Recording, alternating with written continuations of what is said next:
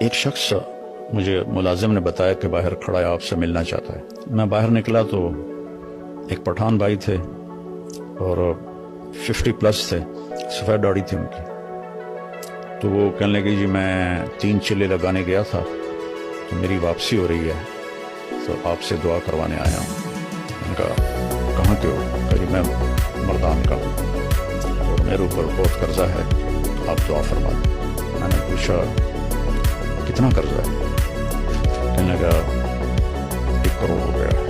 اور میں چونکہ ادا میرے ساتھ میرا پارٹنر تھا، اس نے میرے ساتھ دھوکہ کیا اور وہ مال لے کے افغانی تھا، وہ دوڑ گیا واپس افغانستان.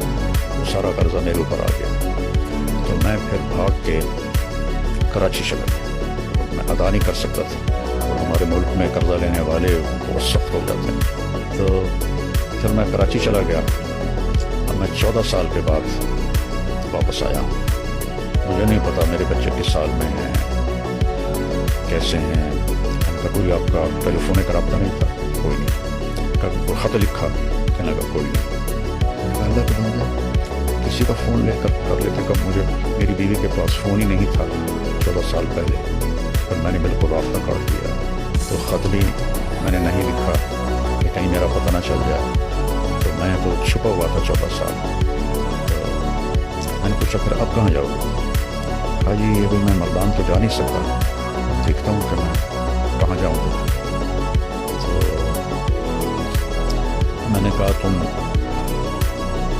یہیں ٹھہرو، میں کچھ انتظام کرتا ہوں. تو کون زیادہ تمہیں تنگ کر رہا ہے؟ تو اس نے کہا جی وہاں کا ایک ہمارا بڑا سردار ہے، MP بھی بنتا ہے، اس کو میں نے 25 لاکھ دینے. اور ایک دوسرا ہے وہ بھی وہاں کا بڑا بااثر ہے، اس کے کوئی 15 لاکھ دینے ہیں کہ 10 لاکھ دینے ہیں، مجھے یاد نہیں. تو وہ اگر ادا ہو جائیں تو میں گھر جا سکتا ہوں. تو میں نے پھر کہیں سے، چونکہ وہ MP تھے تو مردان میں میرے جاننے والے تھے، تو میں نے وہاں سے ان کا فون نمبر لے کر ان سے رابطہ کیا جو وہ جانتے تھے نام سے. میں نے کہا جی اس کے پیسوں کی میں ضمانت دیتا ہوں، میں آپ کو دے دوں گا، تو آپ تھوڑا اس کو فری ہینڈ دے دیں. اس نے کہا جی ٹھیک ہے. تو پھر میں نے اس کے گھر کا پتہ کروایا. تو ایک ساتھی سے تبلیغی دوست ہر جگہ نیٹ ورک پوری دنیا میں ہے.